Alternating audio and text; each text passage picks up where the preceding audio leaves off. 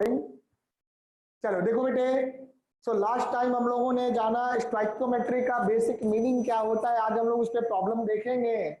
And एक और important concept है जो कि हमें जानना पड़ेगा before going to the concept of stoichiometry, क्योंकि जब भी कोई रिएक्शन होता है तो किसी किसी रिएक्शन में कुछ रिएक्टेंट और प्रोडक्ट गैसियस फॉर्म में होते हैं। किसमें होते हैं? गैसियस फॉर्म में होते हैं। तो गैसियस फॉर्म में होते हैं, तो गैसियस फॉर्म में आप क्या लगाएंगे? पीवी इक्वल टू एनआरटी लगाएंगे। तो गैसेज को जनरली हम वॉल्यूम के टर्म में देखते हैं। किसके टर्म में देखते हैं? वॉल्यूम के टर्म में देखते हैं।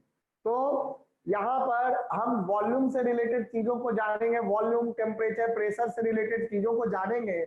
So here we are talking about three important terms. The first term is STP. STP. STP का मतलब है standard temperature and pressure. Temperature जैसा नाम है एंड प्रेशर। अब मैं जिससे सवाल पूछूंगा वो जवाब देना। ओके बच्चे, कोई दिक्कत नहीं है, गलत जवाब हो सही जवाब हो, सीखना है। Okay Mayank, are you there? Mayank बेटा, can you listen me? Mayank, Mayank is not there.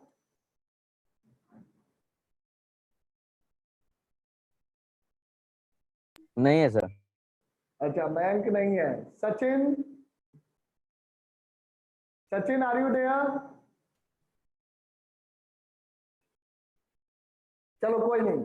अच्छा ये बताइए सुजल, आपको पता है स्टैंडर्ड टेम्परेचर प्रेशर कितना होता है? टेम्परेचर कितना होता है? प्रेशर बताइए। स्टैंडर्ड हाँ यूनिट मतलब यूनिट नहीं, वैल्यू बताओ ना। 0 डिग्री सेल्सियस होगा। 0 डिग्री सेल्सियस आप लेंगे टेम्परेचर, ठीक है। और प्रेशर कितना लेंगे बेटा? नहीं, स्टैंडर्ड टेम्परेचर एंड प्रेशर में 37 डिग्री सेल्सियस आएगा शायद नहीं टेम्परेचर। नहीं, 0 ही है 37 कहीं नहीं सर। लेते। Sir 0 room degree temperature. Celsius होता है और प्रेशर 1 एटमॉस्फेरिक प्रेशर होता है सर। नहीं 1 एटमोस्फेयर नहीं लेते है ना। तो चलो मैं लिखाता हूँ, ठीक है, कि स्टैंडर्ड टेम्परेचर और प्रेशर जो होगा, स्टैंडर्ड टेम्परेचर प्रेशर की बात कर रहे हैं, ध्यान दीजिएगा। स्टैंडर्ड टेम्परेचर प्रेशर में आपका टेम्परेचर क्या लोगे? Temperature will be equal to 0 degree Celsius.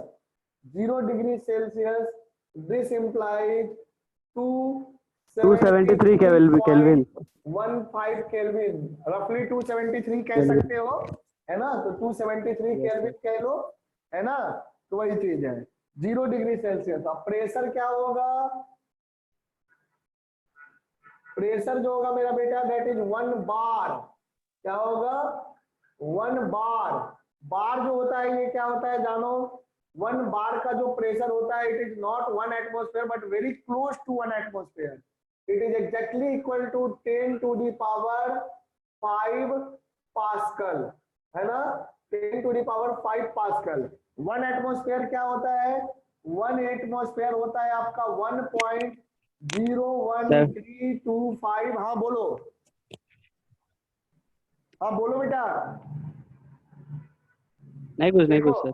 हाँ तो इतना into 10 to the power 5 pascal होता है, समझा मेरा बच्चा। तो टेम्परेचर हो गया 273.15 केल्विन, प्रेशर हो गया 10 टू द पावर 5 पास्कल, और एटमॉस्फेयर में आप देख लीजिए 1 एटमॉस्फेयर इतना होता है। ये कितना हो गया? 1 हो गया, ये 1 आ गया ना, और ये 1.01325 यानी कि 1.013 कह लो रफली। तो वो चीज है, तो थोड़ा डिफरेंस है। सर उसको एचजी में ले सकते हैं, एचजी में ले सकते हैं ना उसको, एटीएम को। एटीएम को हाँ, एचजी मतलब एचजी रिप्रेजेंटेशन है। प्रेशर को आप जब एचजी में कहेंगे तो वैल्यू को एचजी में नहीं लिखेंगे, पीवी इक्वल टू एनआरटी में या तो पास्कल में लिखेंगे, पास्कल में ही वहां पर रिप्रेजेंट करेंगे, समझे। एचजी में कैलकुलेशन नहीं करते हैं, वो तो प्रेशर को बताने का एक तरीका है ना। Okay sir.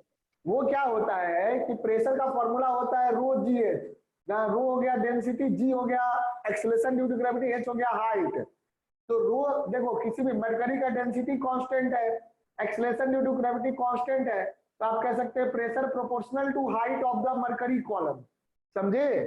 Pressure proportional to height of mercury column, इसके बारे में मैं पढ़ाऊंगा आपको अलग से, आपको जो है एक क्लास में मैं बताऊंगा, ठीक है? May be in the next class I will discuss about this. Sir directly proportional है ना? हाँ, डायरेक्टली प्रोपोर्शनल है ना, P equal to rho g h, तो रो और जी कांस्टेंट हो गया तो H के डायरेक्टली प्रोपोर्शनल हो गया, तो जो आप मरकरी का हाइट होता है उसके प्रोपोर्शनल है। तो आप कहते यस हैं सर। 760 यानी कि 76 सेंटीमीटर ऑफ मरकरी का जो हाइट है वो जितना प्रेशर एक्सर्ट करेगा दैट इज 1 एटमॉस्फेयर। समझे? तो that is, but pressure is Yes, equal sir. To rho g h. तो रो क्या होता है? मरकरी का रो होता है 13.6 इंटू 10⁻³ केजी पर क्यूबिक मीटर। ये सब बाद में बात करेंगे, अभी इसको रहने दीजिए। समझे? तो मरकरी वाला चीज पे अभी नहीं जाना है, उस पे अभी क्वेश्चंस मरकरी के टर्म में हम नहीं देंगे। कन्वर्ट करने के लिए आप कर सकते हैं कि 76 centimetre of mercury equal to 1 atmosphere, तो जितना सेंटीमीटर होगा उसके हिसाब से एटमॉस्फेयर में कन्वर्ट कर लेना, और एटमॉस्फेयर कितना होता है पास्कल में, इतना होता है, तो कर सकते हो ना, कन्वर्जन तो कर सकते हो बेटे, तो उसको देखेंगे। तो यहाँ पर देखो यस क्या सर। होता है, स्टैंडर्ड टेम्परेचर प्रेशर में टेम्परेचर होगा आपका इतना और प्रेशर होगा 1 बार, दैट इज 10⁵ पास्कल। तो इज दिस पॉइंट क्लियर? समझा इसको? हाँ बोलो, हाँ सर बोलो। स्टैंडर्ड टेम्परेचर मतलब क्या होता है? कुछ नहीं होता, ये होता है स्टैंडर्ड टेम्परेचर मतलब 0 डिग्री सेल्सियस, बस इसको नाम दिया गया स्टैंडर्ड टेम्परेचर। समझा? उसे प्रेशर को हाँ, और स्टैंडर्ड प्रेशर को क्या कहा गया? 1 बार यानी कि 10⁵ पास्कल को स्टैंडर्ड प्रेशर कहा गया है। ठीक है बेटा? अब आप कहोगे क्यों सर कहा 1 गया है? AMU नहीं ले सकते ना? 1 क्या बोल रहे हो? 1 एटमॉस्फेरिक प्रेशर नहीं, 1 एटमॉस्फेयर नहीं ले एटमॉस्फेरिक सकते, प्रेशर नहीं ले सकते? नहीं ले सकते। एएमयू कैसे कर Okay. दोगे बेटा? वही तो मैंने कहा। तो वो यहाँ गलती से सर एटमॉस्फेयर नहीं एटमॉस्फेरिक ले प्रेशर सकते। नहीं ले सकते ना? हाँ, नहीं ले सकते बेटा, एसटीपी स्टैंडर्ड टेम्परेचर प्रेशर, तो जो होगा वही ना लेंगे। स्टैंडर्ड yes, टेम्परेचर समझ गया। प्रेशर पे ये होता है ना, ये डिफाइन किया गया Yes, है sir. कि ये होता है ना? समझ गए? ये कोई फॉर्मूला से कैलकुलेट होके नहीं आने वाली चीज है, ये डिफाइन किया है। केमिस्ट लोगों ने कहा है कि हम इसको स्टैंडर्ड मानेंगे तो मानेंगे, सारी दुनिया इसको स्टैंडर्ड नाम देती है। ठीक है? समझ गए? कोई दिक्कत Yes, sir. है? दिक्कत? No, sir. चलो रहे तो पूछना। अब हम देखते हैं वॉल्यूम ऑफ 1 मोल, यहां पर साथ में निकालते चलेंगे।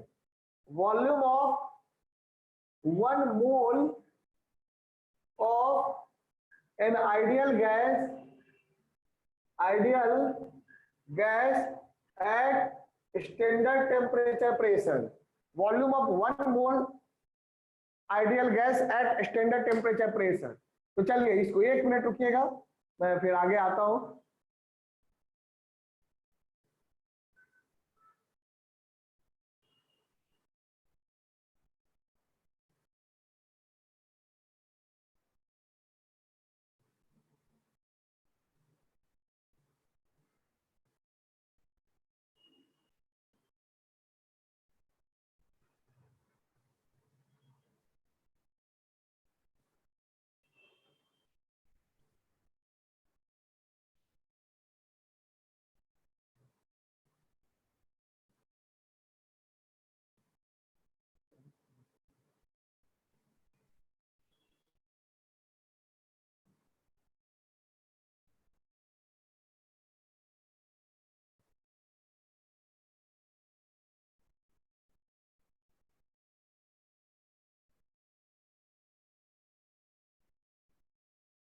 चलिए देखिए, तो ये हम लोग देख रहे हैं volume of 1 mole of an ideal gas at standard temperature pressure.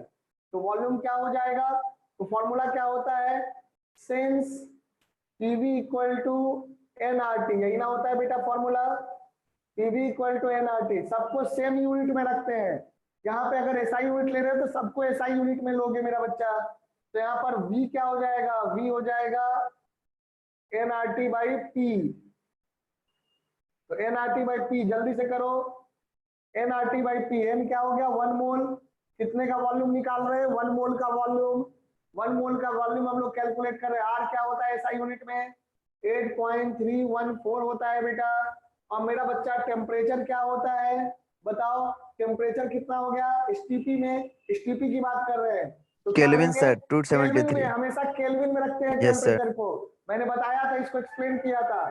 तो टेम्परेचर विल बी 273.15 273.15 केल्विन, है ना, और डिवाइडेड बाय प्रेशर। देखना बेटा प्रेशर कितना लेंगे, 10 टू दी पावर 5, ठीक है। तो ये आपका वॉल्यूम किस में आएगा, सब कुछ ऐसा यूनिट में लिए हैं तो वॉल्यूम भी किस में आएगा, क्यूबिक मीटर में आएगा।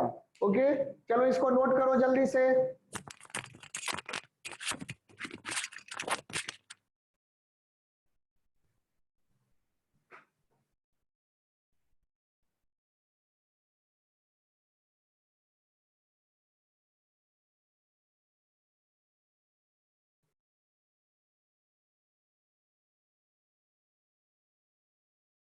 सर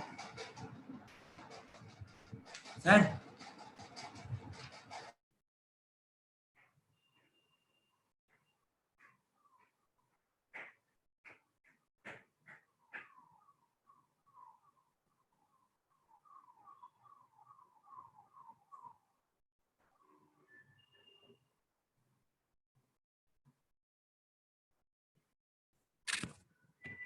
सर हाँ बोलो बेटा।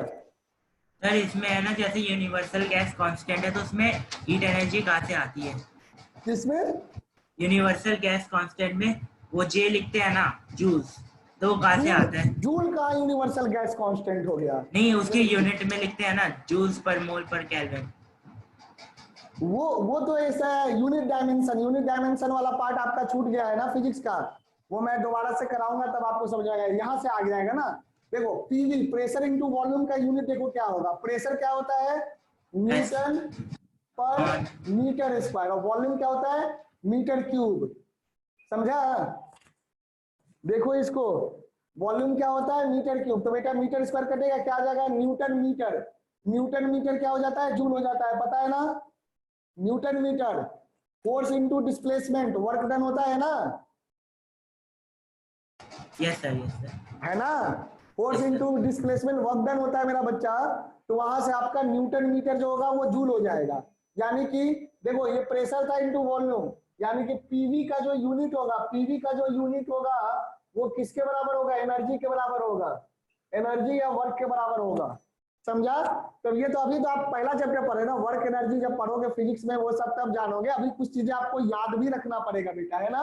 तो मैं जैसे यूनिट डायमेंशन करते तो हो जाता, तो थोड़ा क्लास आपने लेट ज्वाइन किया, I will repeat that, vector खत्म होने के बाद मैं फिर से यूनिट डायमेंशन पे आऊंगा तो वहां पे बताऊंगा चीजों को, है ना।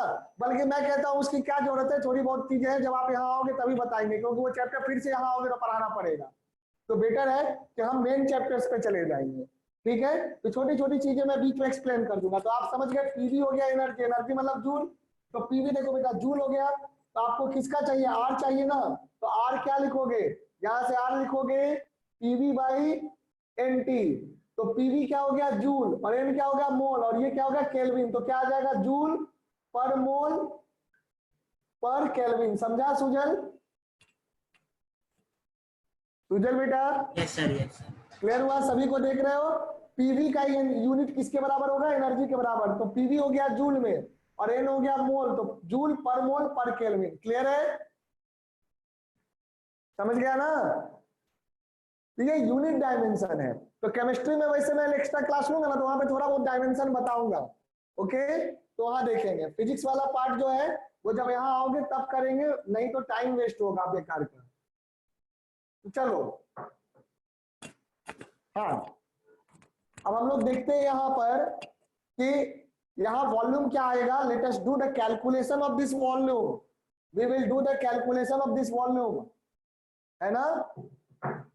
तो इस चीज को देखते हैं, कितना आ गया था हमारे पास 8.314 8.314 इंटू 273.15 273.15, तो देखो मेरे बेटे व्हाट यू आर गेटिंग, ये आ गया आपका 22.7 के आसपास आ रहा है ना। इसको आप करेंगे तो ये आ जाएगा 2270, this is 2270 into 10 to the power 969 -5, 2270 के आसपास आएगा। इस दोनों को मल्टीप्लाई करोगे और ये ऊपर चला जाएगा तो -5 हो जाएगा, 10 टू द पावर -5। तो ये हो गया क्यूबिक मीटर। तो इसको मैं ऐसे कर देता हूं, क्यूबिक मीटर हो गया। तो ये कितना हो जाएगा, अब मैं यहाँ पे, है ना, तो ये हो गया -5 क्यूबिक मीटर। यहां तक पहले नोट करो।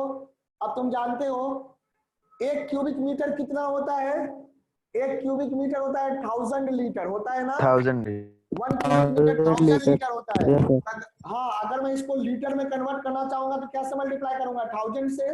तो ये क्या हो जाएगा, अगर मैं इसको लीटर में कन्वर्ट करना चाह रहा हूं, so in order to convert this into litre I will write 2270 into 10 to the power -5 into 10 to the power, एक क्यूबिक मीटर मतलब 1000 लीटर। तो 3 ये sir. हो गया लीटर। तो ये मैंने लीटर में कन्वर्ट कर दिया। तो लीटर में जब कन्वर्ट किया, मैं वैल्यू यहाँ पे लिख देता हूँ, तो कितना आ जाएगा देखो, ये हो जाएगा 10 पावर -2, -2 मतलब 1 2, तो कितना हो जाएगा, volume will be equal to 22.7 litre. एकदम रटा होना चाहिए, बार बार कैलकुलेट नहीं करोगे। तो एसटीपी पे वॉल्यूम क्या आ गया, वीएसटीपी, एक मोल का वॉल्यूम आ गया, मोलर वॉल्यूम, इसको क्या कहते हैं, molar volume. Molar volume at standard temperature pressure is equal to 22.7 litre. तो नोट में लिख लीजिएगा, है ना, at standard temperature pressure volume of 1 mole, the volume of 1 mole, that is you can say molar volume,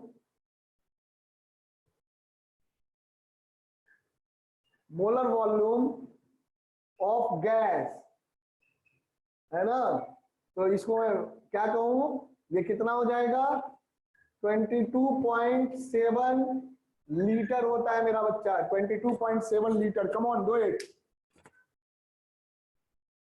करो सभी कोई कर लो इसको।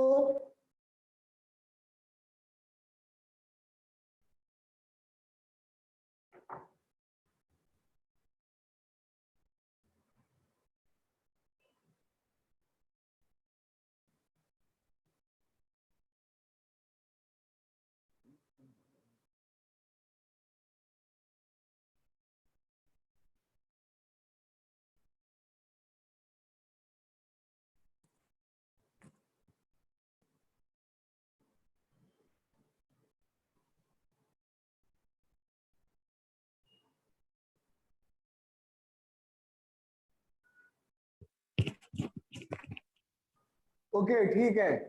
सो अंकुर यू आर देयर, अंकुर बेटा। सर मैं स्टार्टिंग से ही हूँ सर। अच्छा अच्छा, मुझे कंफ्यूजन हो गया था। तो ये चीज आप समझ गए, हाँ सर, क्लियर हो गया अच्छे से। चलिए बहुत अच्छी बात है। So that's fine, come on do it.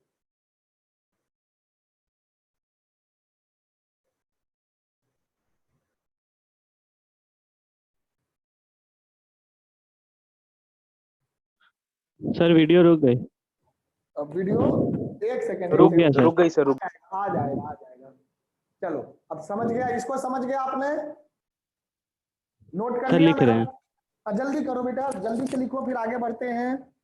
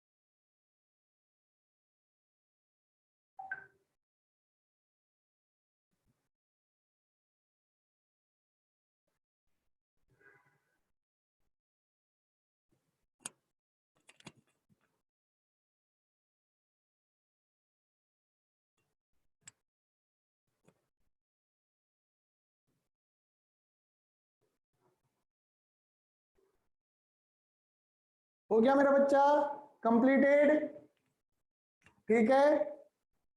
देखिए मैन आर यू देयर? हाँ तो ध्यान दीजिए, जल्दी से इस चीज को देखो। हमने स्टैंडर्ड टेम्परेचर प्रेशर की बात की थी, तो स्टैंडर्ड टेम्परेचर प्रेशर क्या होता है दिमाग में अच्छे से बैठा लो, कंफ्यूज मत होना, है ना। 0 डिग्री और 1 बार टेम्परेचर क्या लेंगे, 0 डिग्री, और प्रेशर क्या लेंगे, exactly 1 bar, that is 10 to the power 5 pascal, not 1 atmosphere. 1 atmosphere नहीं लेते हैं एसटीपी में, 1 बार लेते हैं, ये डिफरेंस याद रखिएगा, है ना। फिर हमने देखा volume of 1 mole of the ideal gas eight STP, so that is coming to be molar volume at STP is 22.7 liter, 22.7 liter, come on do it। हो गया ये, noted down everyone। Yes sir. चलो बेटा अब आगे बढ़ते हैं, इसको आपने नोट कर लिया। सो अब जो है इसके बाद हम लोग जानेंगे NTP, what is standard temperature and pressure, है ना। मयंक बताओगे बेटा एनटीपी क्या होता है? Second number NTP, come on tell me Mayank, you know what is NTP?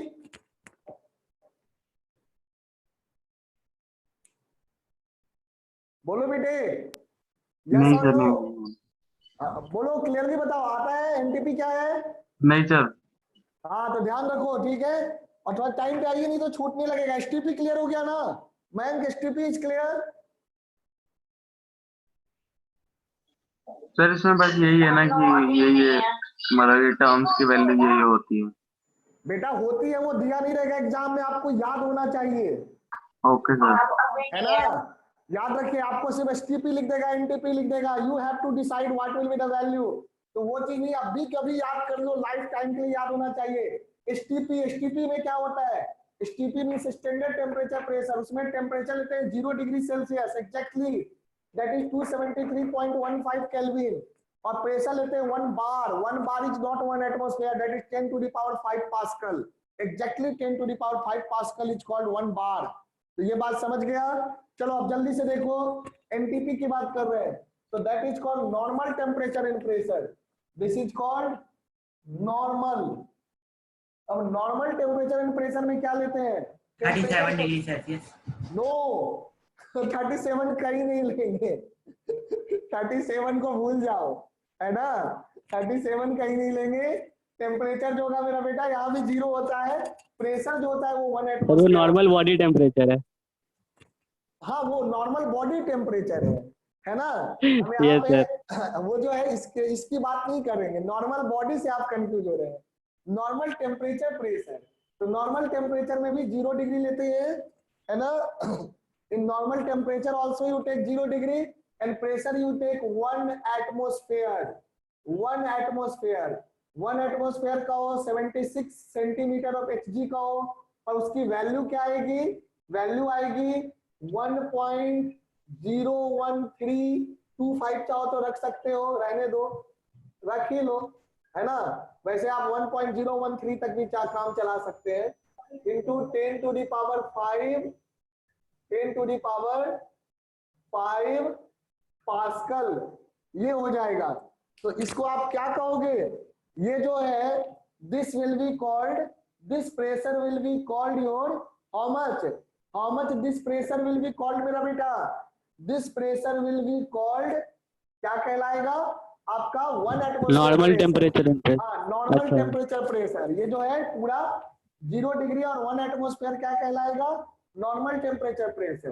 अब हम देखते हैं इसको पूरा क्यों मिटा दिया मैंने, रुको कोई बात नहीं। अब वॉल्यूम देखेंगे, volume of 1 mole of gas, volume of 1 mole of gas at NTP, ये दोनों ही मेन है। इसके अलावा भी एक होता है बट उसको ज्यादा क्वेश्चन नहीं आता, फिर भी पता होना चाहिए।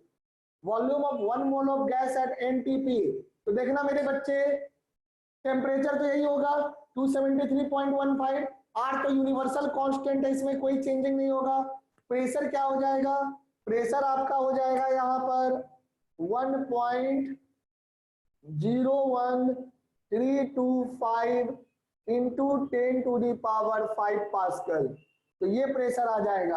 अब जब आप इसको डिवाइड करेंगे तो क्या आएगा देखिएगा, यू विल गेट 8.314, 22.4 आता है, but I will do that, है ना। आप लोग भी करो।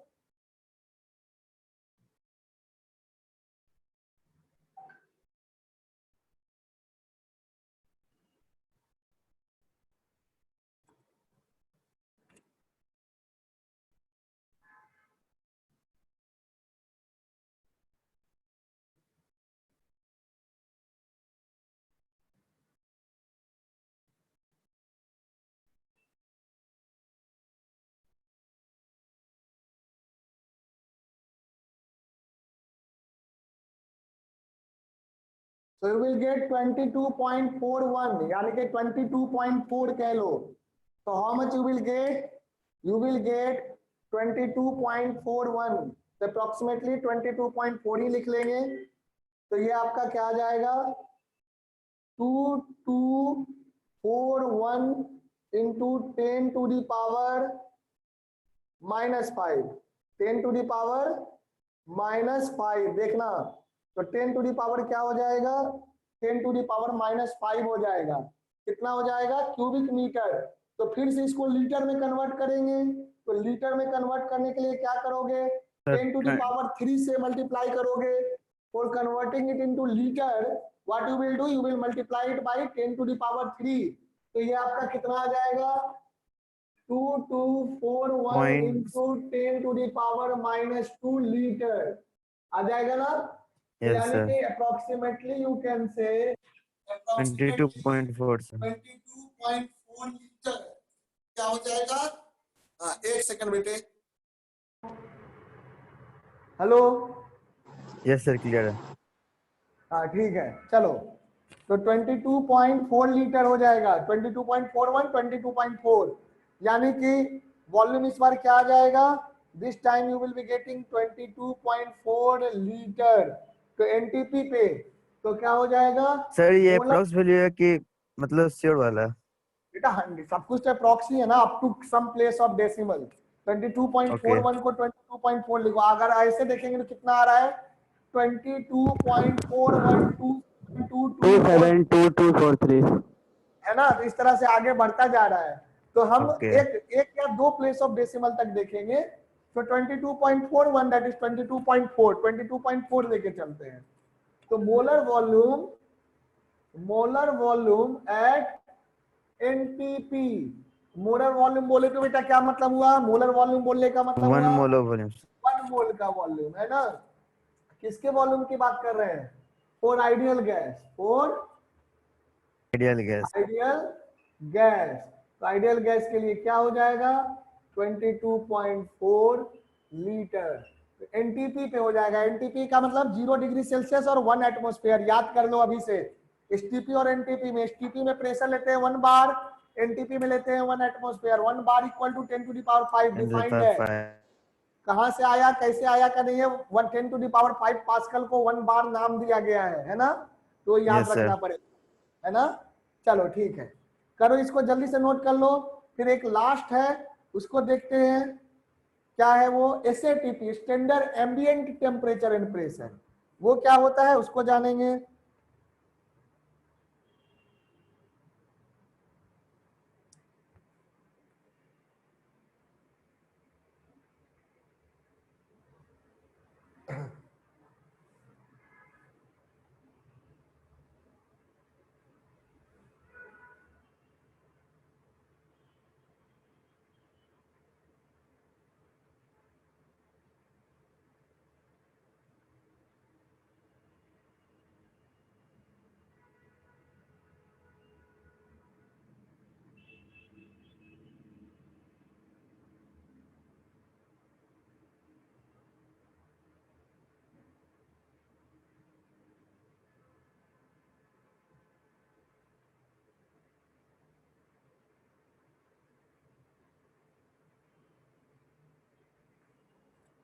हो गया बेटा, नोटेड डाउन।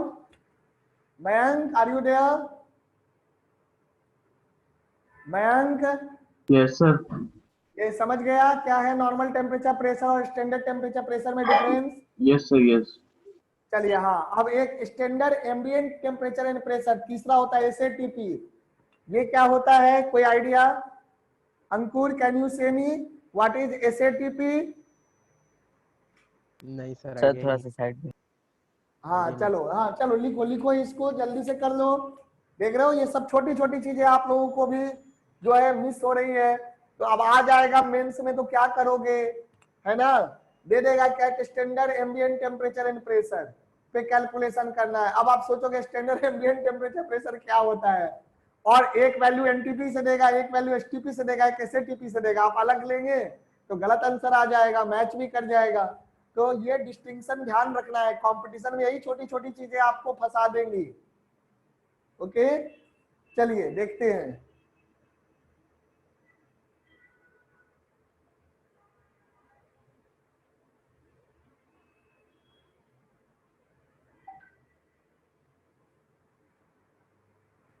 हो गया मेरा बच्चा, कंप्लीटेड?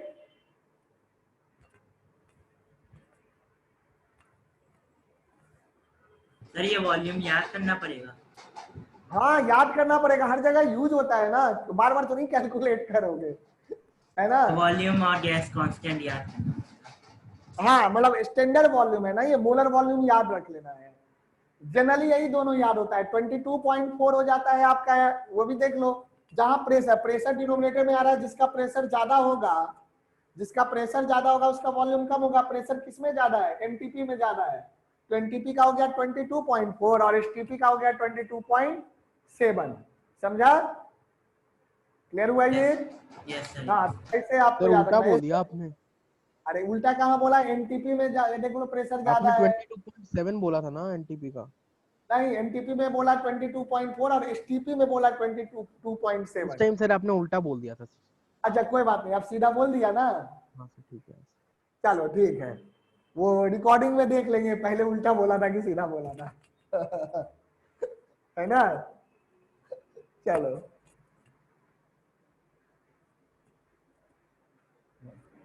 हो गया यहां तक, done.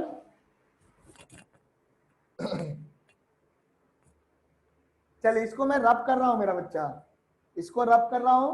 Now I will be talking about एसएटीपी।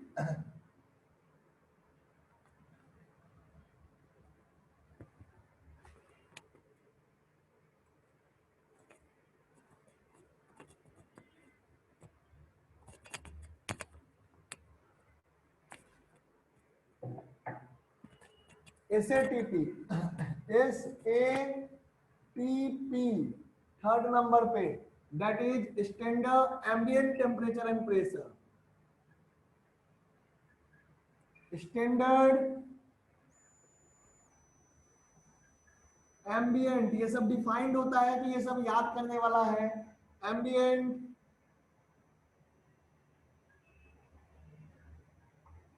Temperature and pressure, है ना? तो standard ambient temperature and pressure, standard ambient temperature pressure का क्या मतलब है? स्टैंडर्ड एम्बिएंट टेम्परेचर प्रेशर में टेम्परेचर क्या लेते हैं, ध्यान से देखिएगा। टेम्परेचर इज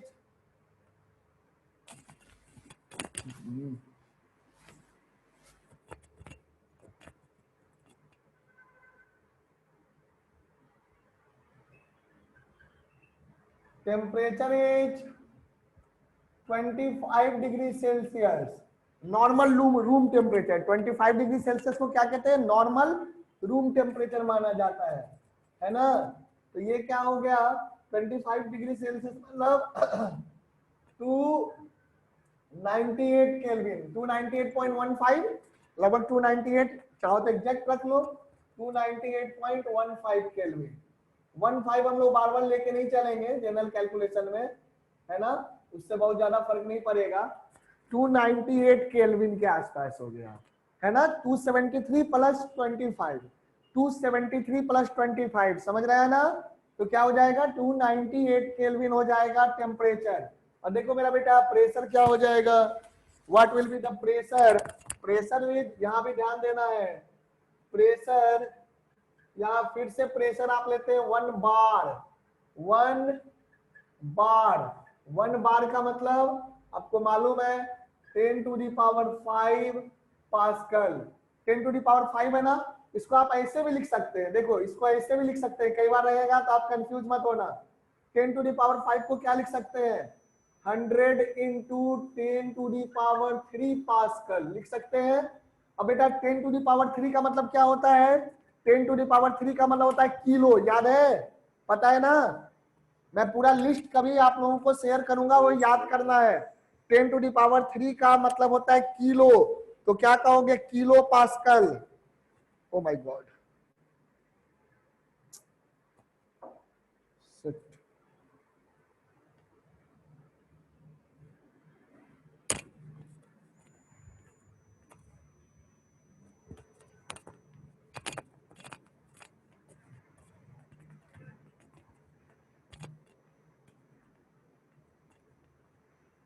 देखो तो 10 टू द पावर 3 मतलब kilo pascal, so this will be equal to 100 kilo, kilo के लिए स्मॉल के लिखते हैं, किलो पास्कल, 100 किलो पास्कल, तो 100 kilo pascal that is 10 to the power 5 pascal, kilo means 10 to the power 3, so it is 100 kilo pascal. Is this point clear, समझ गए। तो यहाँ भी 1 bar, what you take 1 bar is taken as 1 bar is taken as 1 bar is taken as the pressure for standard ambient temperature and pressure, standard है ambient temperature, ambient temperature किसको कहते हैं, room temperature को। अब room का temperature हमेशा 25 degree तो नहीं होता है, बट एक स्टैंडर्ड वैल्यू माना गया है 25 डिग्री सेल्सियस, तो एम्बिएंट टेम्परेचर। तो एम्बिएंट का मतलब क्या होता है? हाँ, एम्बिएंट का मतलब क्या होता है तो मुझे डिक्शनरी में देखना पड़ेगा, है ना, देख लेंगे, रुक जाओ, पहले आप लिख लो एम्बिएंट टेम्परेचर, है ना, रूम टेम्परेचर को लेते हैं, एम्बिएंट मतलब रूम तो बिल्कुल नहीं होता होगा, लेकिन रूम टेम्परेचर को लेते हैं, स्टैंडर्ड रूम टेम्परेचर, क्या लिखोगे, स्टैंडर्ड रूम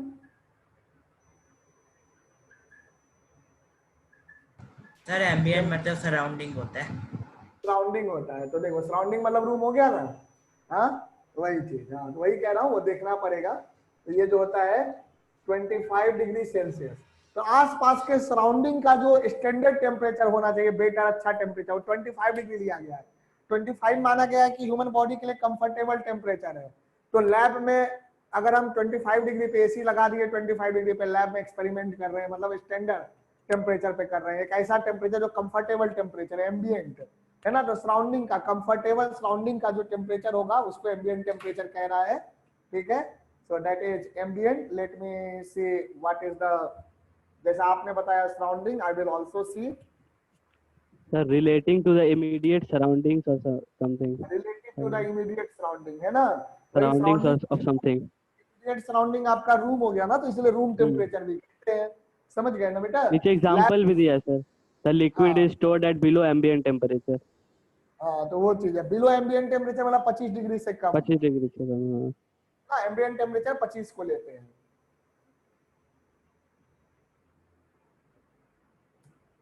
चलो बेटा, सर ओके, हाँ बोलो बच्चों।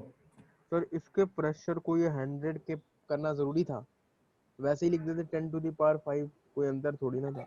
एग्जाम में ऐसे लिखा हुआ आ गया और आपको कंफ्यूजन हो गया तो मैं क्या करूंगा, हाँ हो सकता है सर, हो सकता है। एग्जाम में अगर आ गया 100 किलो पास्कल लिखा हुआ है और आप वहां कंफ्यूज हो गए तो फिर मैं तो वहां नहीं रहूंगा ना बताने के लिए कि किलो पास्कल मतलब 10 टू द पावर 5 वहां हो जाएगा, kilo means 10 to the power 3, अभी बता देंगे तो बेटर है ना। जी सर, नहीं मेरे को लगा कहीं अलग कुछ होगा इसका। अलग कुछ भी नहीं है मेरा बच्चा, बस उसी चीज को रिप्रेजेंट करने का तरीका बता रहा हूँ, इक्वल टू लिखा है ना, इक्वल टू मतलब बराबर है, तो 10 to the power 3, 10 to the power 3 को कहते हैं किलो, किलो, तो ये क्या हो जाएगा, किलो पास्कल हो जाएगा, ओके समझा। Yes sir. तो बस आपके रेफरेंस के लिए बताया है ना, आप कहोगे मत बताओ तो भी बताऊंगा, ये तो मेरा काम है ना। एग्जाम में जाके प्रॉब्लम ना हो, जितनी प्रॉब्लम होनी है यहाँ हो ले।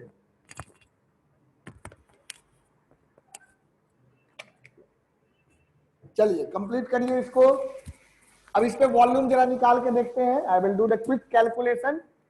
Molar volume eight SATP, molar volume eight SATP, standard ambient temperature pressure पे। ये तो मुझे भी नहीं याद है ना। तो देखते हैं कितना आता है, थोड़ा ज्यादा आता है इसमें। सो लेट्स चेक, क्योंकि इसका बहुत कम क्वेश्चंस में आता है यूज। तो कितना ले लेंगे, वॉल्यूम का फॉर्मूला पहले लिख लो। वॉल्यूम का फॉर्मूला क्या हो गया, PV इक्वल टू NRT, तो NRT/T। ये हो जाएगा, N तो मेरा बच्चा 1 लेना है, 1 मोल है, मोलर वॉल्यूम है। R हो गया 8.314, T हो गया 298.15। लिखो ना लिखो आसपास ही आएगा, उससे कोई फर्क नहीं पड़ेगा। प्रेशर हो गया 10 टू द पावर 5 पास्कल हो गया। तो चलो अब जरा एक लगे हाथ इसको भी कैलकुलेट कर लिया जाए, कितना क्यूबिक मीटर आएगा। सब कुछ ऐसा यूनिट में लिए हैं तो क्यूबिक मीटर आएगा। तो कितना क्यूबिक मीटर आता है, लेट्स चेक दैट, है ना। तो 8.314 इंटू 8.314 298.15 298.15, तो ये हो गया। अब डिवाइडेड बाई 24.8 के आसपास आ रहा है, 24.79 है ना। तो नियरली 24.8 मान लेंगे। तो how much you are getting,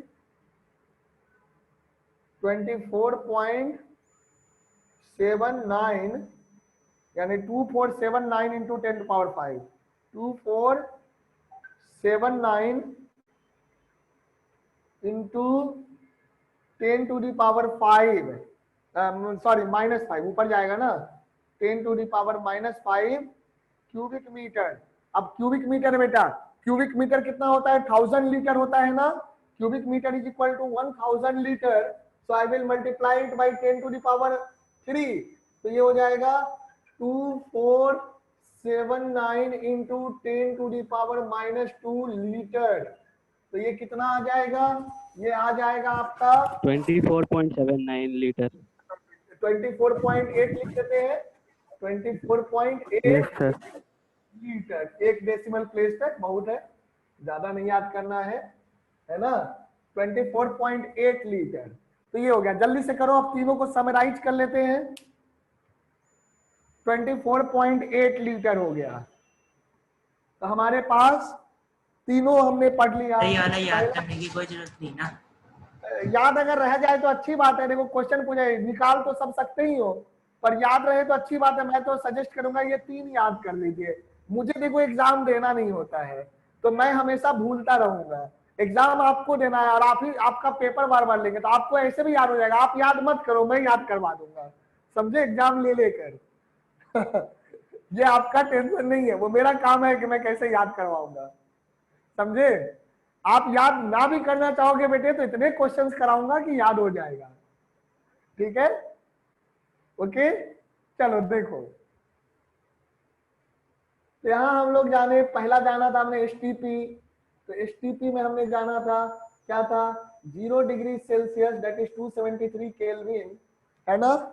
0 degree Celsius and 1 bar is the pressure. And molar volume क्या था, molar volume is 22.7, molar volume equal to 22.7 litre. तो ये हमने पहला नंबर पे जान लिया, 22.7 litre. L is for liter, this is first. Second number NTP, इसमें आपने क्या देखा था, 0 degree Celsius and 1 atmospheric pressure. 1 atmospheric pressure. और मोलर वॉल्यूम क्या था? 22.4 लीटर, है ना। चलो देखो 22.4 लीटर। अब जो है ध्यान देना, इसके बाद ये नोट कर लिया, एक इसको मिनट नोट कर लो।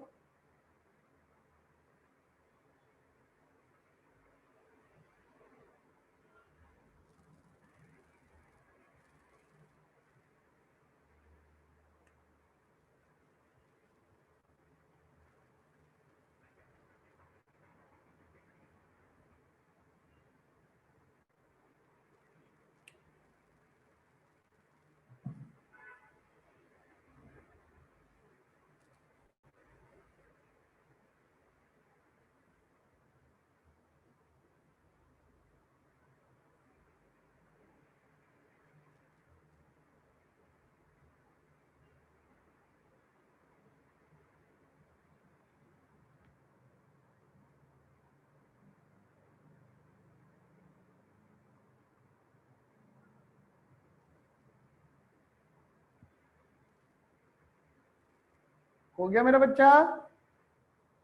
Noted down? Yes sir. चलो मैं यहाँ, ये मोलर वॉल्यूम है, मैं यहाँ लिख रहा हूं अब तीसरे नंबर पे। तीसरे नंबर पे आपका हो गया SATP, standard ambient temperature and pressure. तो standard ambient temperature and pressure में देखो बेटे आपका 25 डिग्री सेल्सियस, तो केल्विन में बदलोगे तो 298.15 आ जाएगा, या 298 कहो। This is surrounding temperature, room temperature. Ambient means immediate surrounding, जो आप लोगों ने बताया है ना। तो 25 डिग्री सेल्सियस, ओके। और प्रेशर क्या हो जाएगा? 1 बार। यहां भी क्या लेते हैं बेटे? 1 बार लेंगे, एटमॉस्फेयर नहीं लेंगे, ध्यान रखना। 1 bar. So 1 bar is taken at SATP। तो यहां पर आपका मोलर वॉल्यूम क्या है? 24.8 litre. So molar volume is at SATP, molar volume at SATP, VOL for volume, short में लिख दिया। तो that is 24.8 लीटर, ओके। तो ये याद रखिए, अच्छी बात है। If you remember these 3, that's fine। चलो यहां तक समझ गया? क्लियर है? 1 मोल का वॉल्यूम, 2 मोलों का तो डबल वॉल्यूम हो जाएगा, है ना। 3 मोलों का तो ट्रिपल वॉल्यूम हो जाएगा, बट कब? इसी टेम्परेचर प्रेशर पे। बाकी अलग अलग टेम्परेचर प्रेशर के लिए क्या करेंगे? PV equal to NRT use करेंगे। क्या करेंगे? PV equal to NRT use करके निकालेंगे। बट जनरली एक्सपेरिमेंटल कंडीशंस जो होते हैं, इन्हीं 3 टेम्परेचर पे ही आपको क्वेश्चंस करने के लिए मेंशन होता है। कोई और टेम्परेचर प्रेशर होगा तो स्पेसिफाई किया रहेगा कितना टेम्परेचर है, कितना प्रेशर है, वहां वॉल्यूम आपको उसके अकॉर्डिंग निकालना होगा। ये सब किसके लिए है? All this volume are for gases, for ideal gases. Ideal gas तो ऐसे कोई नहीं होता, बट हम लोग न्यूमेरिकल कैलकुलेशन के लिए आइडियल गैस मान के चलते हैं, सिंप्लीफिकेशन के लिए। ओके बेटे, चलो। तो फॉर आइडियल गैस, यानी कि हम सॉलिड में लगा दे रहे हैं, ये सॉलिड लिक्विड में नहीं लगाना, समझा ना। तो ये बात याद रखोगे। Come on, let's do some. हाँ बोलो। आइडियल गैस कौन सी होती है? आइडियल गैस कोई वैसे नहीं होती है, जब गैस लॉ पढ़ाएंगे ना तब बताएंगे कि लो प्रेशर और हाई टेम्परेचर पे most of the gases behaves very close to ideal gas, समझे। Close to ideal gas behave करते हैं, तो वो चीज आप आगे पढ़ेंगे। अभी फिलहाल हमें इससे काम है ना बेटा। तो गैसियस स्टेट नाम से एक चैप्टर है केमिस्ट्री में, 11th में ही है। So when you will come to that chapter we will study about that in detail. Kinetic theory of gas and gaseous state सब वहां पर आता है ना। तो उसको वहां पर आप जानेंगे। फिलहाल आप बस जो है आइडियल गैस मानते हुए, आइडियल गैस होता क्या है ये भी आप अभी नहीं समझ सकते हैं, है ना। आइडियल गैस किसको कहते हैं वो आप अभी नहीं समझ सकते, बस इतना जान लो PV इक्वल टू NRT लगाना है बस। और P क्या है, V क्या है, N क्या है, R क्या है, T क्या है, ये सब मैं बता चुका हूं, है ना। आर का जो है मैंने अलग अलग यूनिट में वैल्यू बताया था, वो वैल्यू याद रखना है आपको। ठीक है मेरा बच्चा, तो वो याद रखना। कैलोरी वाला बताया था, लीटर वाला बताया था, लीटर एटमॉस्फेयर वाला, तो सारा याद रखोगे, है ना। चलो, तो यहां तक हो गया, noted down. So let us take some problems now. हमने लास्ट डे लिमिटिंग रीजेंट के बारे में पढ़ा था, याद आ रहा है, लिमिटिंग रीजेंट के बारे में। अब हमने ये भी पढ़ लिया, तो हम गैस से रिलेटेड भी क्वेश्चंस कर सकते हैं। So let's do some more problems based on the concept of limiting reagents.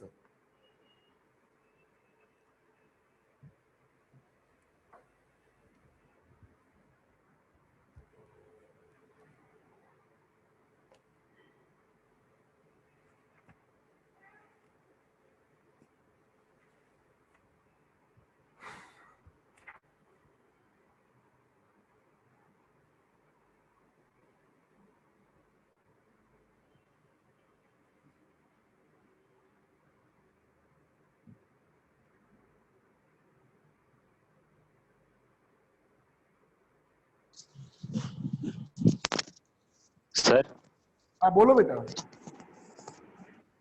Sir आज बोलो। एमआर की लास्ट क्लास है ना? हाँ एमआर की सर लास्ट आज क्लास, एमआर की लास्ट क्लास है ना? हाँ लास्ट क्लास होगी, है ना। कुछ क्वेश्चंस वगैरह ठीक है करा सर। के उसको खत्म करते यस सर। हैं, है ना, बस। Yes sir.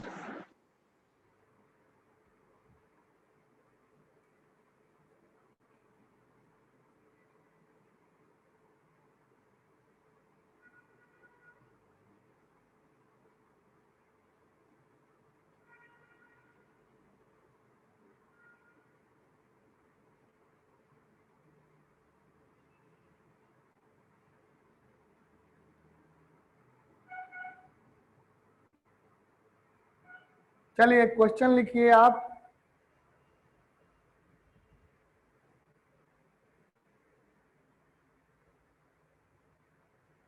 ये कंप्लीट कर चुके हैं, मैं इसको रब कर रहा हूं।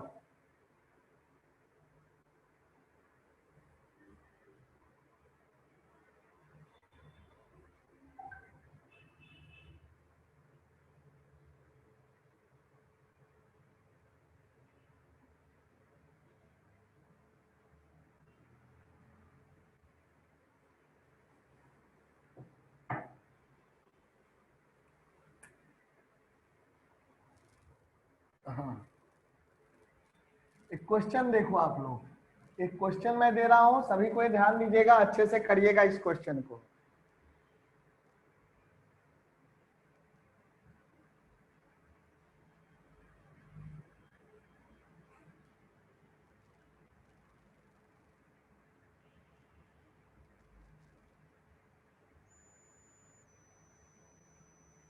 Four gram of methane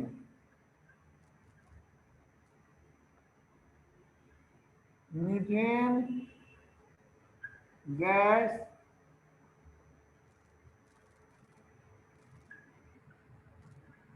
undergoes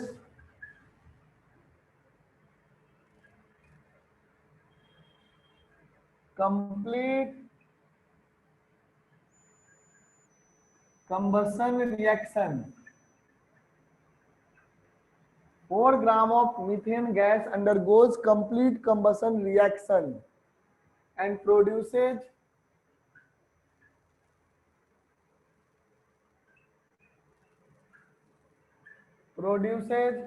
carbon dioxide,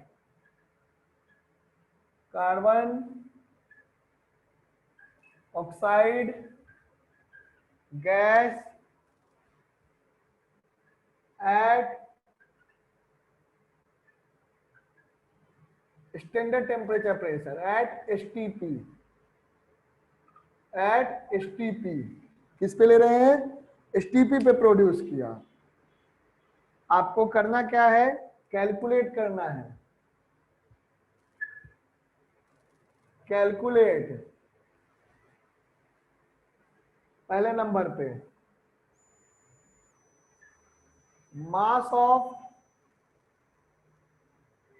अब देखो ऑक्सीजन कहे, डाइऑक्सीजन कहे, ऑक्सीजन गैस कहे, एक ही बात है ना। मास तो बराबर होगा ना जितना भी कंज्यूम होगा। तो mass of oxygen gas used in combustion, mass of oxygen gas used in combustion. दूसरे नंबर पे आपको बताना है वॉल्यूम ऑफ ऑक्सीजन, सब आइडियल मानते हुए करना है, कुछ नहीं सोचना है आइडियल है कि नहीं है। Oxygen gas used eight STP, मान लो एसटीपी पे यूज हुआ है ना, तो volume of oxygen gas used eight STP.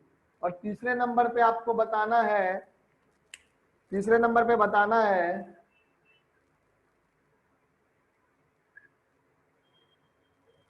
Volume of carbon dioxide produced at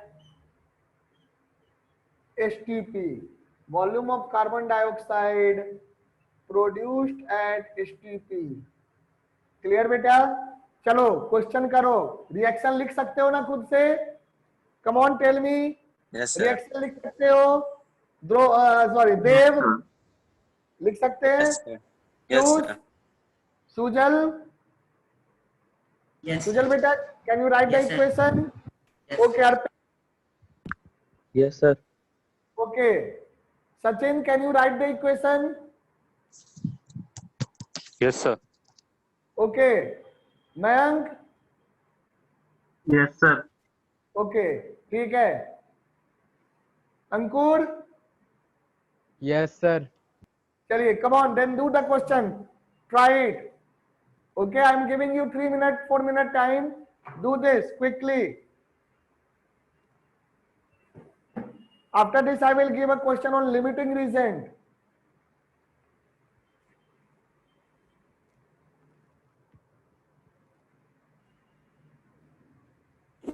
sir कुछ दिख नहीं रहा है।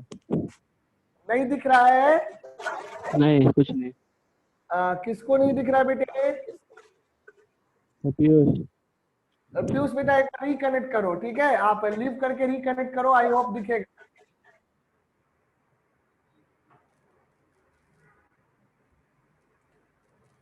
तो मैं थोड़ा डार्क कर देता हूं जहां पे डार्क नहीं है।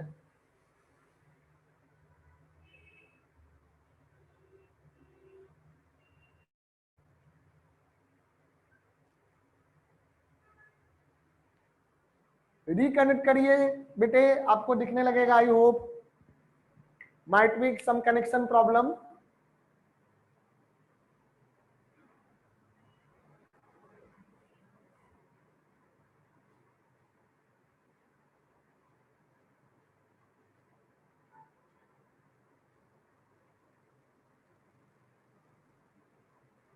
Now visible Piyush?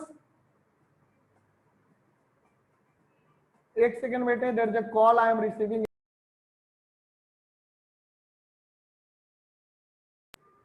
हाँ चलिए, पीयूष दिख रहा है बेटा?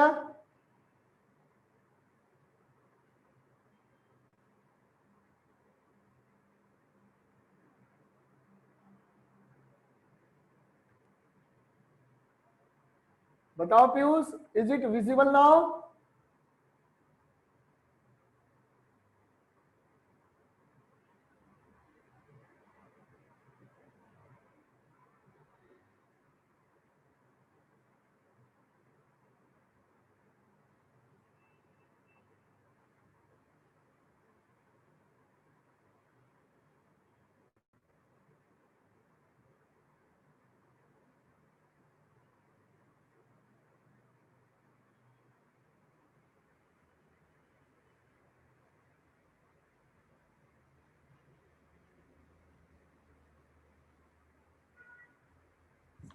हो गया।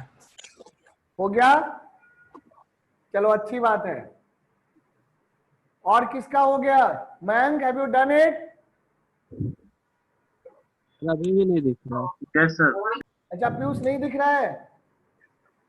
एक बार और ट्राई करो, ठीक है, थोड़ा सा नहीं सर, पूरा ब्लर आ रहा है। अच्छा ब्लर आ रहा है, नेटवर्क इशू ही है, आप ट्राई करो, हो जाएगा, है ना। एक बार थोड़ा सा रुक करके ट्राई करो, yes sir. Network on off करके जो है ना थोड़ा सा ट्राई करो। ओके, या पोजीशन लोकेशन चेंज करके देखिए।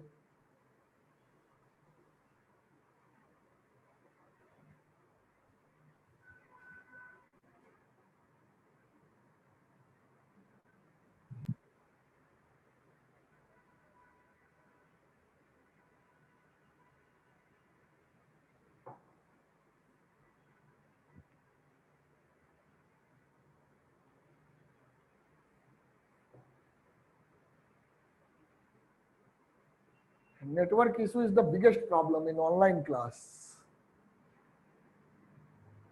but still काफी कुछ हम लोग कर पा रहे हैं बच्चों।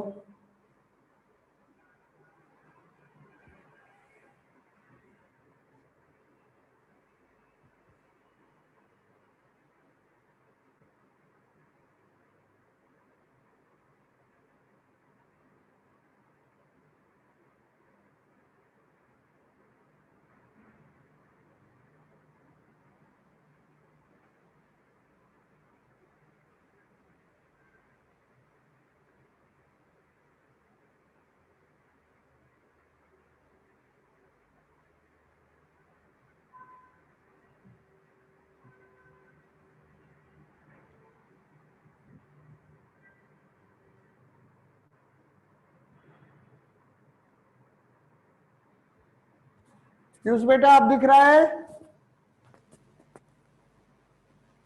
पीयूष,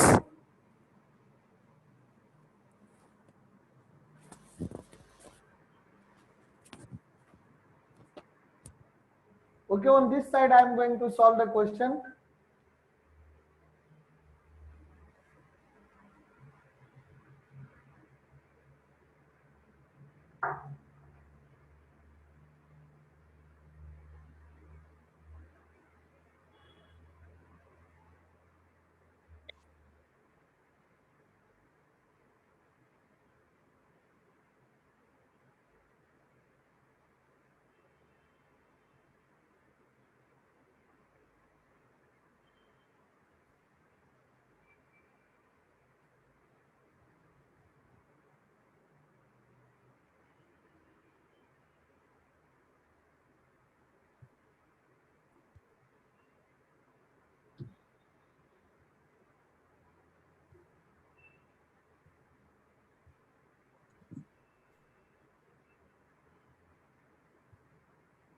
हो गया बेटा?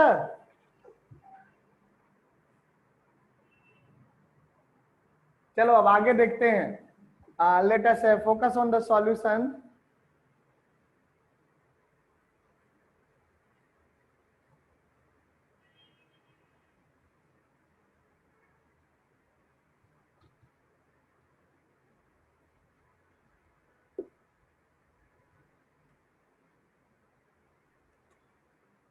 देखते हैं, आइए।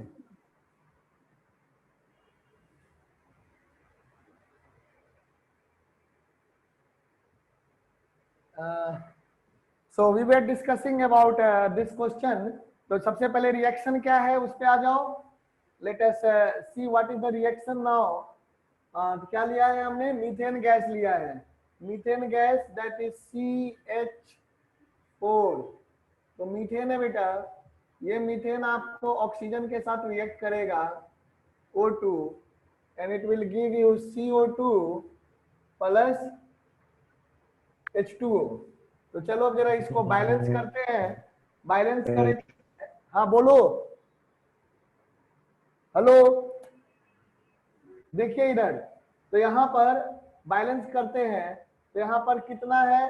4 हाइड्रोजन है, तो हाइड्रोजन को बैलेंस करेंगे तो यहाँ 2 लगा देंगे। अब देखो 2 और 2 4 ऑक्सीजन हो गया, तो 2 लगा दो, तो ये लग गया। So here you got the balanced equation. Balanced equation आ गया आपके पास, है ना। So you got the balanced equation now. अब इस इक्वेशन को हम लोगों ने देखा, अब हमें कितना दिया हुआ है? ये कितना दिया हुआ है? 4 ग्राम दिया हुआ है। तो 4 ग्राम दिया हुआ है, तो सिंस मोल ऑफ, मोल पे सब कुछ है, तो मोल ऑफ CH4, तो मोल ऑफ CH4, तो ये क्या हो जाएगा, mass divided by molar mass. Molar mass CH4 का कितना हो जाएगा? पीयूष सुन रहे बेटे? पीयूष, पीयूष यस बेटा, सर। अब दिख रहा है? नहीं सर, उतना अच्छे से नहीं दिख रहा है। अच्छा चलो, मैं वैसे रिकॉर्डिंग जो है शेयर कर दूंगा, मैं थोड़ा और बड़ा लिखता हूँ, है ना? एंड आई थोड़ा बहुत दिख रहा है। अच्छा अच्छा, बाकी बच्चों को दिख रहा है क्या? बाकी बच्चों को दिख रहा है? Please reply Yes, anyone. Okay, तो यस सर। सर या नाउ कीप क्वाइट।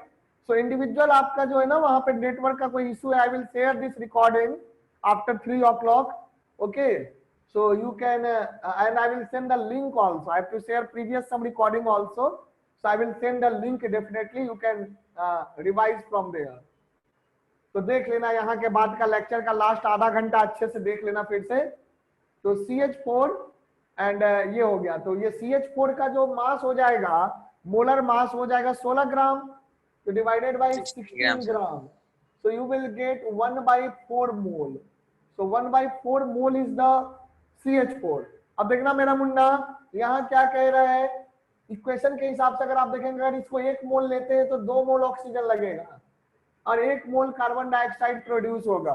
तो इसका मतलब यहाँ पे रेशियो क्या है? रेशियो है 1:2:1। इस रेशियो को देखो, 1:2:1 का रेशियो है, तो 1:2:1 का रेशियो है, तो 1/4 मोल है। पहला पार्ट क्या कर रहा है? Mass of the oxygen gas used in combustion, तो मोल ऑफ CH4 इज 1/4, तो mole of oxygen will be double, 1:2 है, दिख रहा है?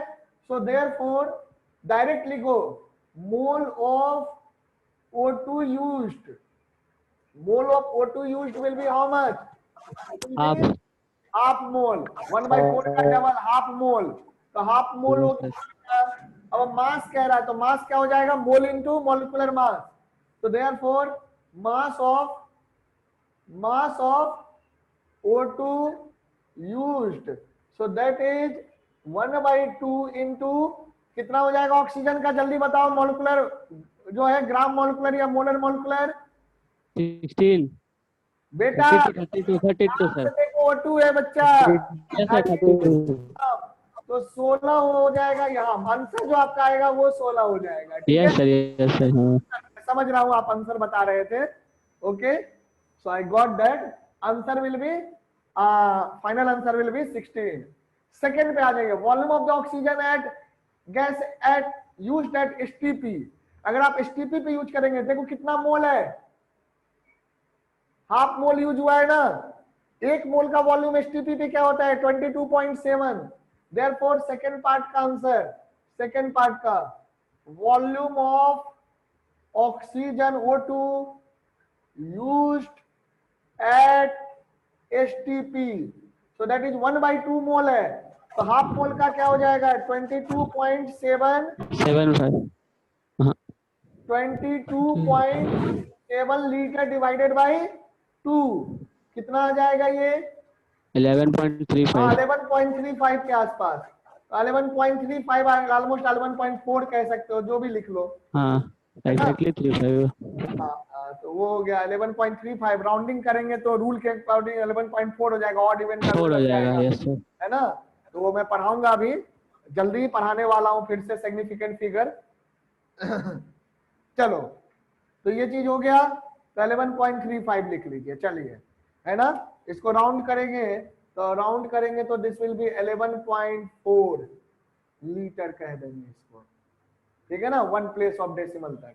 कैसे हुआ अभी इस पे कोई चर्चा नहीं है ना, राउंडिंग अभी सीखेंगे, ओके, तब बताएंगे। अब आइए थर्ड पार्ट देखते हैं मेरे बेटे। थर्ड पार्ट में क्या होगा? Third part,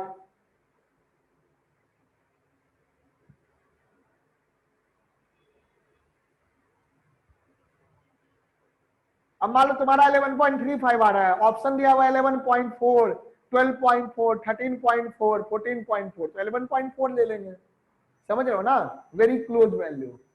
yes sir. तो कैलकुलेशन में जरूरी नहीं कि एग्जैक्टली वही आ जाए जो ऑप्शन में हो, आसपास थोड़ा बहुत फ्लक्चुएशन स्लाइड हो सकता है, उसको दिमाग में रखना है। चलो आगे बढ़ते हैं।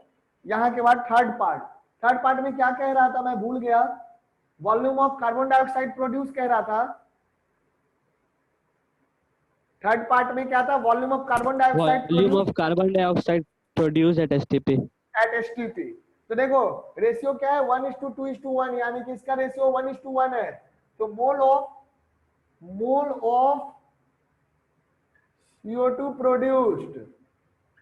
produced will be, mole of CO2 produced will be 1/4, and this implies a volume of CO2 produced at STP. So that will be 22.7 divided by 4 liter.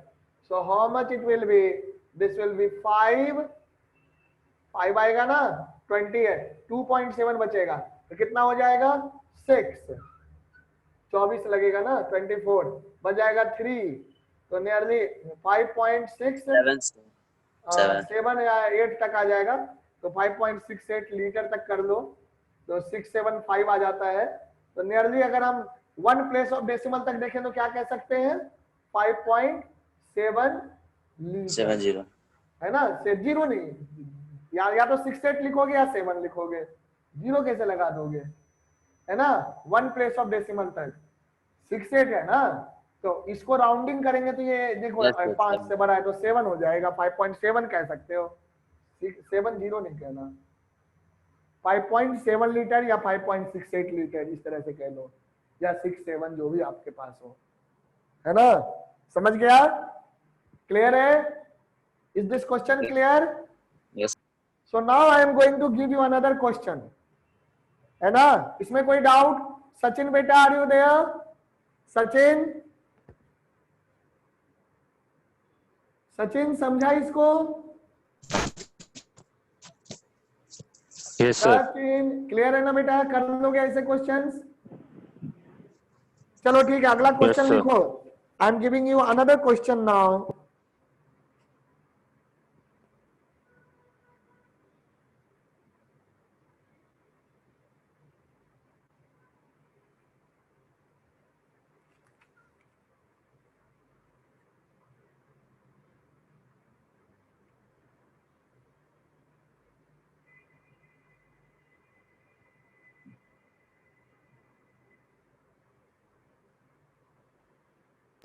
Sir हाँ बोलो।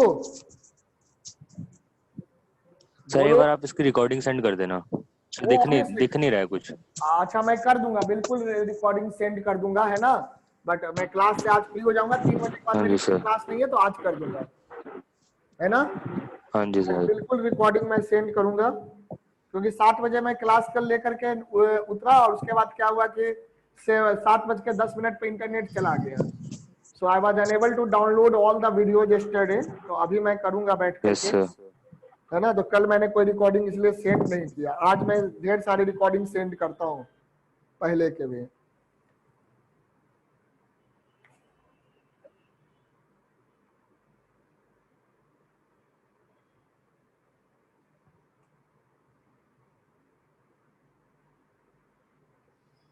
चलो मैं एक क्वेश्चन दे रहा हूं, देखो आप लोग, अच्छा क्वेश्चन है, जनरल क्वेश्चन है, कोई नाम वाम कुछ नहीं, ए बी करके है, बहुत अच्छा क्वेश्चन है, देखो, है ना। इस तरह के क्वेश्चंस कंपटीशन में पूछता है। ये हो गया, मैं रब कर रहा हूं, बोलो सर। ये जो मतलब कुछ बच्चे हैं ना सर, ये मतलब क्या इनको कहते हैं ना कि बीच में बोले ना सर, बीच में बोलते तो सर फिर स्क्रीन चली जाती है मेरी सर, मेरा नेट भी खराब चलता है। वो क्वेश्चन जब पूछना होता है तब बोलते हैं, ऐसे नहीं बोलते हैं। क्वेश्चन तो पूछेंगे ना बेटे। नहीं सर, पर जब क्वेश्चन भी पूछते हैं तो सर उसको बोलिए स्क्रीन पिन कर लेना, पूछना। डबल टैप करने पे आपका स्क्रीन पिन हो जाएगा। अच्छा बेटा डबल टैप करो, डबल टैप करने से शायद स्क्रीन सही हो जाएगा। पिन हो जाता है सर, उसके बाद नहीं दिखता है कुछ भी बोलने पे।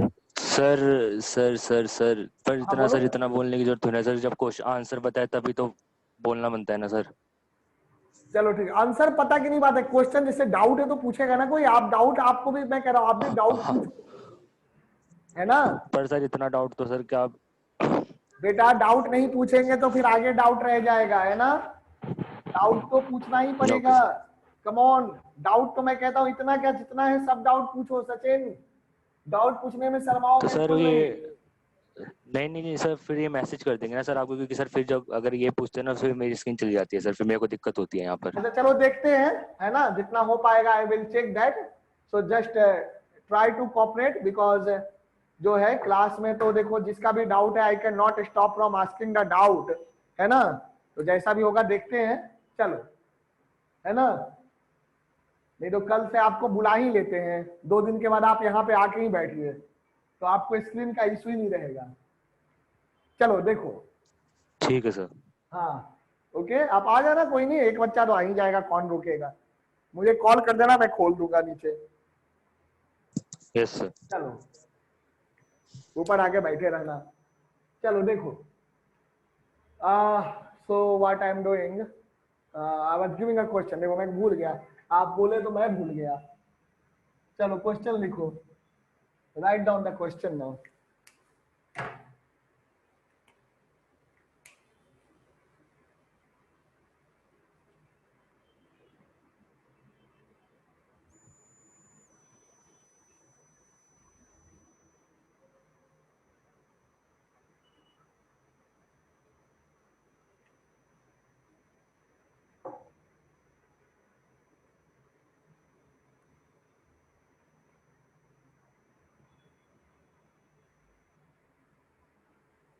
Okay, let's see what are the question that I am giving here. In a reaction,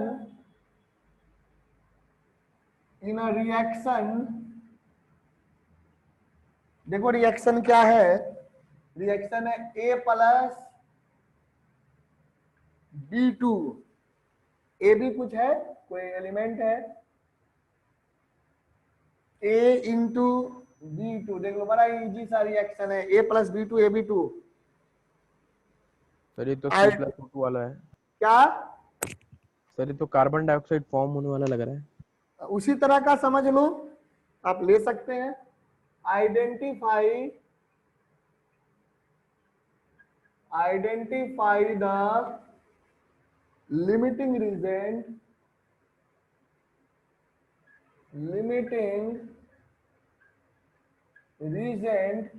if any, जरूरी नहीं अगर दोनों कंप्लीटली कंज्यूम हो जाएगा तो कोई लिमिटिंग रीजन नहीं होगा, लेकिन एक कंज्यूम हो जाए और एक बचा रह जाए तो जो कंज्यूम हो गया वो क्या कहलाएगा, जो पहले कंज्यूम हो जाएगा वो लिमिटिंग रीजन कहलाता है। लिमिटिंग, हाँ ठीक है, तो identify the limiting reagent if any, है ना, in the following reaction mixture,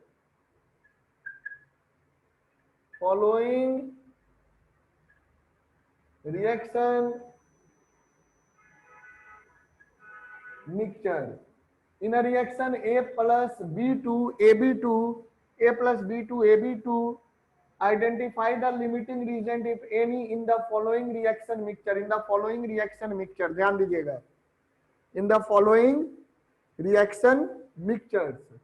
तो मैं क्या क्या दे रहा हूं, पहले नंबर पे मैंने आपको दिया है 300 atoms of A plus 200 molecules of B। दूसरे नंबर पे देखो, दूसरे नंबर पे कह रहा है 2 मोल ऑफ ए, क्या क्या दिया हुआ है रिएक्शन मिक्सचर में, 2 मोल ए दिया हुआ है प्लस 3 मोल ऑफ बी। तीसरे नंबर में दिया हुआ है आपको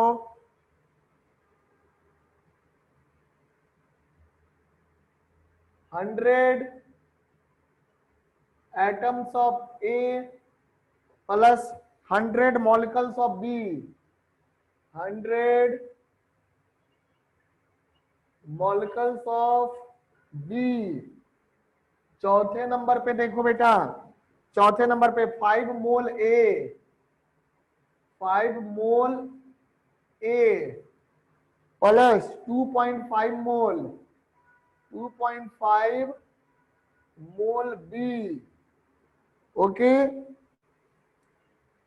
और 5वें नंबर पे 2.5 मोल ए plus 4 mole B.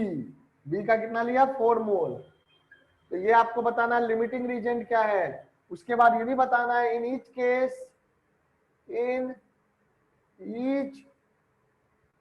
Case find the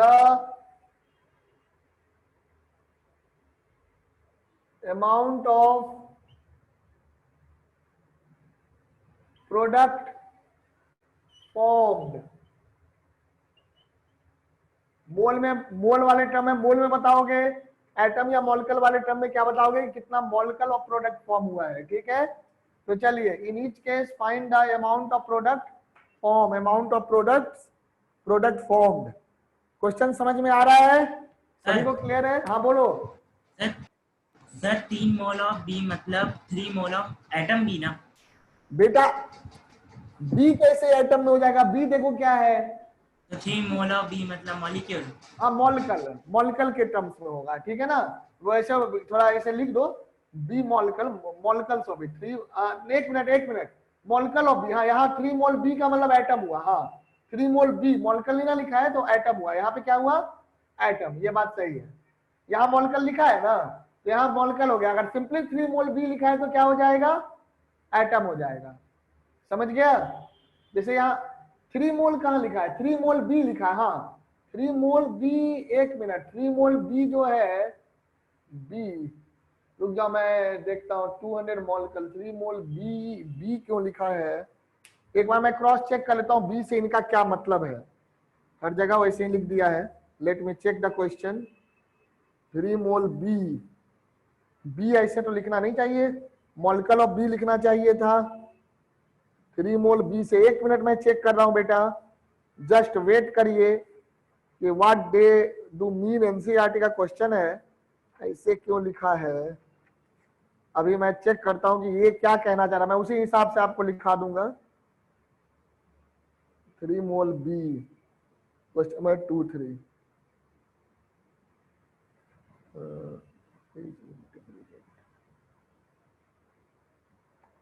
यहाँ पे मॉलिक्यूल कह रहा है बेटा, तो B2 कर लो, है ना? थोड़ा एनसीईआरटी का लैंग्वेज सही नहीं था, B2 कर लो। ओके 3 मोल B2 मॉलिक्यूल कर लो, है ना? वैसे भी देखो मॉलिक्यूलर फॉर्म में एग्जिस्ट कर रहा है, तो जो है ना गैस के रिएक्शन में जो है उसी के टर्म में बोलोगे, है ना? क्या बोलोगे? रिएक्शन के टर्म में, एटम मत ले लेना। समझ रहे हो?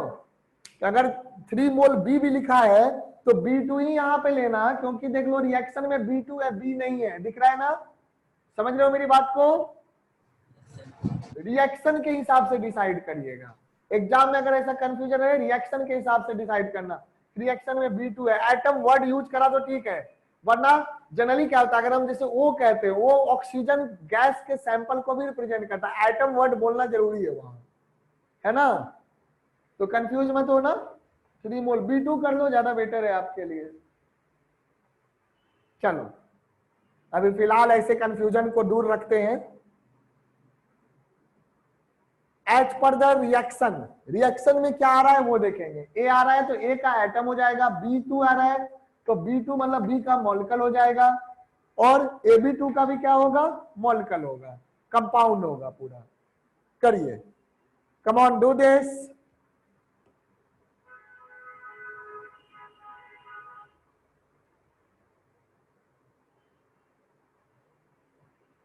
करो इसको, कंप्लीट करो इसको।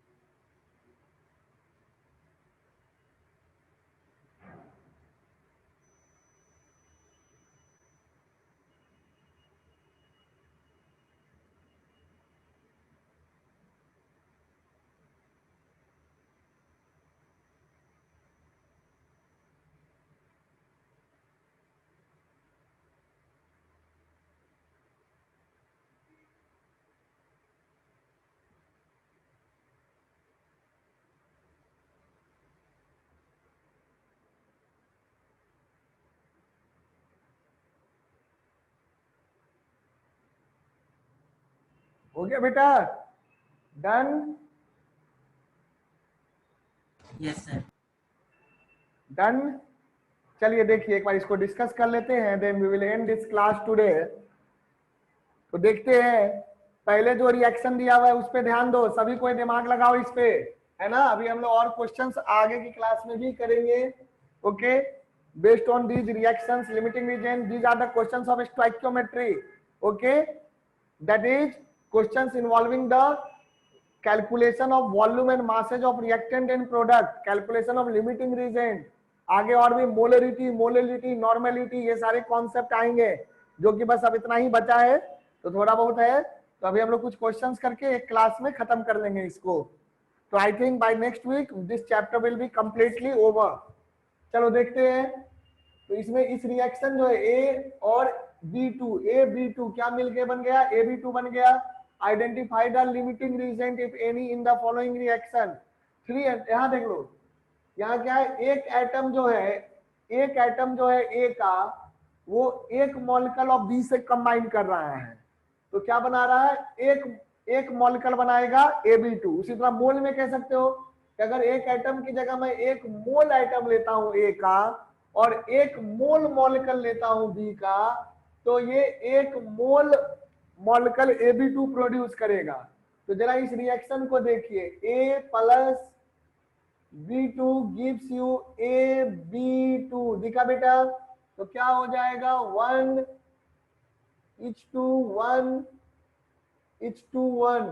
1:1 के रेशियो में है। तो जो भी आप लेंगे इसी रेशियो में होगा। एक एटम लेंगे तो यहाँ एक मॉलिक्यूल होगा, B2 है तो मॉलिक्यूल होगा, और AB2 का भी एक मॉलिक्यूल होगा। यहाँ एक मोल एटम लेंगे तो यहाँ पे कंप्लीट रिएक्शन के लिए एक मोल रिक्वायर्ड होगा, और यहाँ पर कितना होगा? एक मोल प्रोड्यूस होगा। तो पहला स्टेप में देखो, 300 एटम है और 200 मॉलिक्यूल है, तो बेटा 300 एटम से कंबाइन करने के लिए 300 मॉलिक्यूल चाहिए, तो ये 300 प्रोड्यूस होगा। लेकिन ये आपने दिया कितना है? आपने बी दिया है 200 मॉलिक्यूल। तो जरा देखो, एक एटम रिएक्ट करता है एक मॉलिक्यूल से, तो 2 एटम रिएक्ट करेगा 2 मॉलिक्यूल से, 300 एटम रिएक्ट करेगा 300 मॉलिक्यूल से। लेकिन यहाँ तो 300 मॉलिक्यूल है ही नहीं ना है 300 मॉलिक्यूल नहीं है बेटा। तो इनिशियली प्रोडक्ट 0 है, तो क्या होगा? ये जो 200 मॉलिक्यूल है बी का, वो 200 एटम से रिएक्ट कर जाएगा, तो ये बच जाएगा कितना? 100 बच जाएगा, और ये क्या बच जाएगा? 0। और ये कितना प्रोड्यूस हो जाएगा? 200 मॉलिक्यूल प्रोड्यूस हो जाएगा, दिख रहा है? सो 200 मॉलिक्यूल जो है, यहां देखिए, 200 molecule of B2, 200 molecule of B2 will combine, 200 molecule of B2 will combine, and it will combine with 200 atom of A। 1:1 का रेशियो है, तो 200 मॉलिक्यूल 200 एटम ऑफ ए से कंबाइन करेगा, तो 200 तो रिएक्ट कर गया, तो बच कितना जाएगा? 100।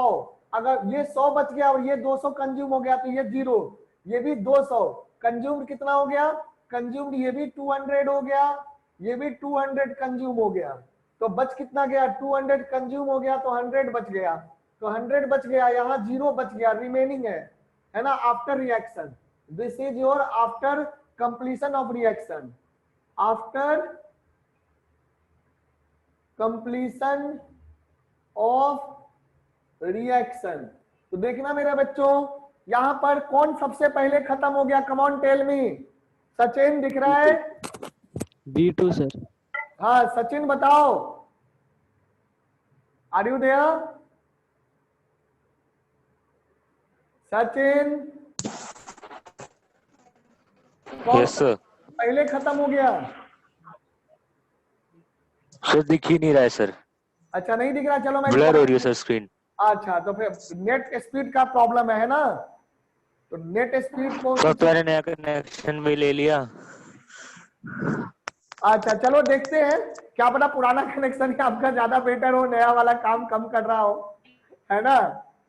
देखते हैं सेटिंग वगैरह का तो जुगाड़ करते हैं आपके लिए, रुकिए। तो यहाँ जो है 0, देखो B2 0 हो गया, यानी कि आपका लिमिटिंग रीजन क्या हो गया? इसमें लिमिटिंग रीजन आपका यहाँ हो गया B, बी कह लो या B2 कह लो, बी या B2 is the limiting reagent, समझा? लिमिटिंग रीजन जो है वो B2 हो गया। अब देखो उसी तरह से दूसरा देखो, 2 मोल A और 3 मोल B2, 3 मोल B2 है तो लिमिटिंग रीजन कौन हो जाएगा? बोलो। 3 मोल B2 है तो लिमिटिंग sir. रीजन A हो जाएगा, क्योंकि 2 A मोल हो के जाएगा। साथ 2 मोल रिएक्ट करेगा, है ना? यस तो सर, कर लोगे ना अब इसको, यस सर, यस सर। है ना? इस तरह से इसको कर लीजिए। तो अब जो नेक्स्ट क्लास में मैं बताऊंगा, so I will tackle some tougher question, है ना? आपका बेसिक क्लियर है, तो अब थोड़े ट्रिकी एंड टफ क्वेश्चंस हम लोग कैरी करेंगे इस चैप्टर में, है ना? चलिए, तो नेक्स्ट क्लास में पहले मैं कुछ क्वेश्चंस कराऊंगा, फिर मैं मोलरिटी, मोलेलिटी और नॉर्मेलिटी, ये 3 कॉन्सेप्ट समझाऊंगा। ठीक है बेटा? चलिए, तो आज हम लोग इस लेक्चर को यहीं पे एंड करते हैं। So good bye, have a nice day. I will share the sir lecture. Recording send कर देना। Sure. I will share the lecture on YouTube and send a link of the recording. Sir अब बोलो, ये आप chemistry का first chapter करवा रहे हो? केमिस्ट्री का फर्स्ट चैप्टर ही, क्या बेटा? केमिस्ट्री का फर्स्ट चैप्टर। हाँ, ये फर्स्ट चैप्टर है केमिस्ट्री का, है ना? ये बस अब नेक्स्ट वीक तक में ये पूरा खत्म हो जाएगा।